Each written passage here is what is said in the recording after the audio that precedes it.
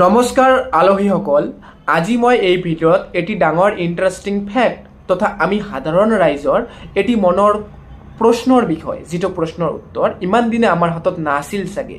সেইটো হ'ল আমি যে মোবাইল ফোনত ৰিচাৰ্জ কৰোঁ, ছাপ'জ ধৰা মই 1.5 GB ডাটা প্ৰতিদিনে ৰিচাৰ্জ পেকটোত কৰিছোঁ। তো কি হয়, যদি মই আগৰ দিনৰ 1.5 GB ডাটাটো ব্যৱহাৰ নকৰোঁ, পিছৰ দিনৰ বাবে সেইটো ৰৈ নাযায়। ৰাতি 12টাৰ লগে লগে সেইটো অট'মেটিক নাইকিয়া হৈ যায়। তো ইণ্টাৰনেট প্ৰভাইডাৰ বা যিগুলো চিম আমি ব্যৱহাৰ কৰিছোঁ, সেই চিম কোম্পানীবিলাকে কি আমাক ঠগি আছে? মই ব্যৱহাৰ নকৰা ডাটাখিনি অট'মেটিকলি নাইকিয়া হৈ যায়, পিছৰ দিনৰ বাবে ৰৈ নাযায়। তো এই বিষয়ে আজি এই ভিডিঅ'টোত বিতংকৈ আলোচনা কৰিবলৈ চেষ্টা কৰিম। তো বলক আমি ভিডিঅ'টোলৈ আগবাঢ়োঁ।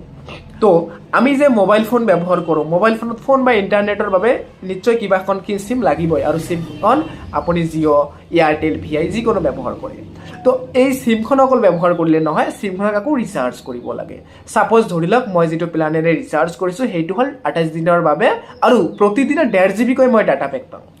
কি হয়, ছাপ'জ এদিন মই ব্যস্ত আছিলোঁ, মই 1.5 GB ডাটাটো ব্যৱহাৰ কৰিব পৰা নাই, পিছৰ দিনা মই আকৌ গোটেই দিন ফ্ৰী বহি আছোঁ। তো বেছি মোবাইল চোৱাৰ লগে লগে কি হয়, 1.5 GB ডাটা শেষ হয়, তাৰ ফলত মোৰ মোবাইলত ইণ্টাৰনেট নচলে। আগৰ দিনৰ যে মই 1.5 GB ডাটা ব্যৱহাৰ কৰা নাছিলোঁ, সেই ডাটাখিনি জমা হৈ নৰয়।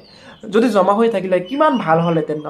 সেই ডাটাখিনি মই পিছৰ দিনা একেবাৰে 1.5 GB 3 GB ডাটা ব্যৱহাৰ কৰিব পাৰিলোঁ হয়, কিয়নো মই গোটেই দিন বহি আছোঁ। মই যদি সেই দিনাখন 3 GB ডাটা ব্যৱহাৰ কৰিব লাগে বা 1.5 GBতকৈ বেছি ডাটা ব্যৱহাৰ কৰিব লাগে, মই আকৌ ৰিচাৰ্জ কৰিব লাগে। তো এই বস্তুটো কি ঠগি আছে ইণ্টাৰনেট প্ৰভাইডাৰ কোম্পানীবিলাকে? নহয়, এই বস্তুবিলাক আমাক ঠগি নাই, ছিষ্টেমটোৱে তেনেকুৱা অট'মেটিক নাইকিয়া হৈ যোৱা ছিষ্টেম। সেইটো বুজিবলৈ হ'লে আমি প্ৰথমে বুজিব লাগিব ইণ্টাৰনেট কেনেকৈ কাম কৰে। সেইটো মই মোৰ চেনেলত আগতে এটা ভিডিঅ'ত ভালকৈ বুজাইছোঁ, আপুনি গৈ চাই আহিব পাৰে। ঠিক আছে, মই সংক্ষেপে কৈ দিওঁ। সেইটো হ'ল, ইণ্টাৰনেট হ'ল গোটেই পৃথিৱীৰ মাজত থকা তাঁৰৰ জালি এখন, মানে গোটেই পৃথিৱীৰ মাজত এখন দেশৰ লগত আন এখন দেশৰ তাঁৰৰ সংযোগ আছে সমুদ্ৰৰ তলেৰে, সেইটো হ'ল ইণ্টাৰনেট।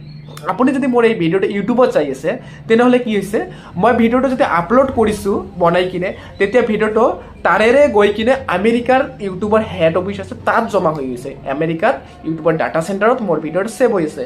আপুনি এতিয়া যে চাই আছে, কেনেকৈ চাই আছে, এই তাৰেৰে আমেৰিকাৰ পৰা আহি আছে। আপুনি এতিয়া ক'ব আপোনাৰ মোবাইলতো তাৰ নাই, মই কি ভুল বকিছোঁ? নহয়, আপোনাৰ মোবাইল আৰু আপোনাৰ ঘৰৰ ওচৰত টাৱাৰটোৰ মাজত অকল তাৰ নাই, সেইখিনি তাৰ অবিহনে আহি আছে।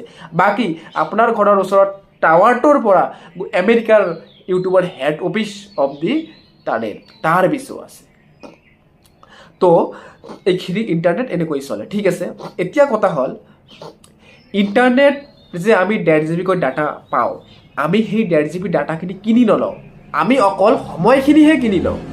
মানে বস্তুটো সহজকৈ বুজিবলৈ হ'লে এনেকৈ বুজিব লাগিব যে, ধৰক আপুনি ক'ৰবাত ফুৰিবলৈ গৈছে, এটি হোটেলৰ ৰুম বুক কৰিছে এদিনৰ বাবে, কিন্তু আপোনাৰ ঘৰত কিবা অসুবিধাৰ বাবে আপুনি সেইদিনাখন যাব পৰা নাই। হোটেল কিন্তু বুক কৰিছে, এডভান্স পে'মেণ্ট বা টকা দি দিছে, আপুনি পিছৰ দিনা সেই হোটেলখনত গৈ পালে। পিছৰ দিনা যদি হোটেলৰ মেনেজাৰক আপুনি কয়, মোৰ আগৰ দিনৰ হোটেল বুক আছিল, মই টকাখিনি সম্পূৰ্ণ দি দিছোঁ, মই যোৱাকালি আহিব পৰা নাই, আজি মোক থাকিবলৈ দিয়া, আপোনাক থাকিবলৈ দিব জানো? কেতিয়াও নিদিয়ে। কিয়নো আপোনাৰ বাবে হোটেলৰ মেনেজাৰজনে যোৱাকালি হোটেলৰ সেই ৰুমটো ৰাখি দিছিল। আপুনি গৈছে নগৈছে সিহঁতৰ কথা নাই, কিয়নো সেইখিনি সময়ত সেই ৰুমটো যোৱাকালি মেনেজাৰজনে বেলেগ কাকো দিয়া নাছিল।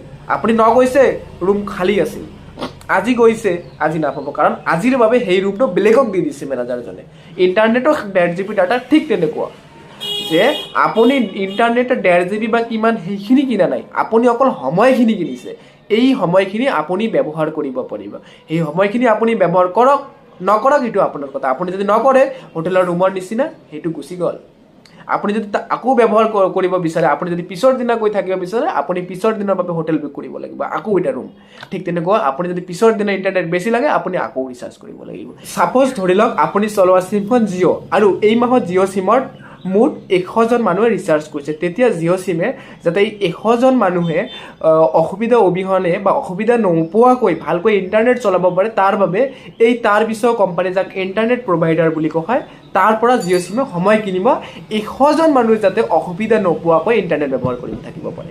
এতিয়া কি হ'ল, আপুনি যে 1.5 GB ডাটা আপোনাৰ প্ৰতিদিনে দিছে এনেকৈ সকলোকে কিবা নহয় কাকো 2 GB কাকো 3 GB কাকো 1 GB কৈ ডাটা ভগাই দি আছে এতিয়া যদি আপুনি এদিনৰ ডাটাখিনি শেষ কৰে আকৌ ডাটা বিচাৰে তেনেহ'লে কি হ'ব বাকি 99 জন মানুহৰ পৰা আপুনি কাঢ়ি ল'ব লাগিব তেতিয়া বাকি 99 জন মানুহৰ চোৱাত অসুবিধা হ'ব যাতে কাৰো অসুবিধা নহয় তাৰ বাবে যাতে আপোনাৰ বাবে আকৌ এটা ৰাস্তা কিনি নিব লাগিব আপোনাৰ বাবে আকৌ এটা ৰাস্তা কিনিবৰ বাবে আপুনি ৰিচাৰ্জ কৰিব লাগিব তেতিয়া এই জিঅ' সিমটো এই তাৰ বিশ্ব কোম্পানীবিলাকৰ পৰা আকৌ অলপ ৰাস্তা কিনি ৰাখিব যাতে সকলোৱে ভালকৈ চলাব পাৰে ইণ্টাৰনেট আশা কৰোঁ আপুনি বস্তুটো বুজি পাইছে যদি বস্তুটো বুজি পাইছে ভিডিঅ'টো লাইক কৰি দিয়ক আমাৰ চেনেলটো ছাবস্ক্ৰাইব কৰক এনেকুৱা মজাদাৰ টপিকছৰ ওপৰত ভিডিঅ' পাবলৈ আজিলৈ ইমানেই নমস্কাৰ জয় অসম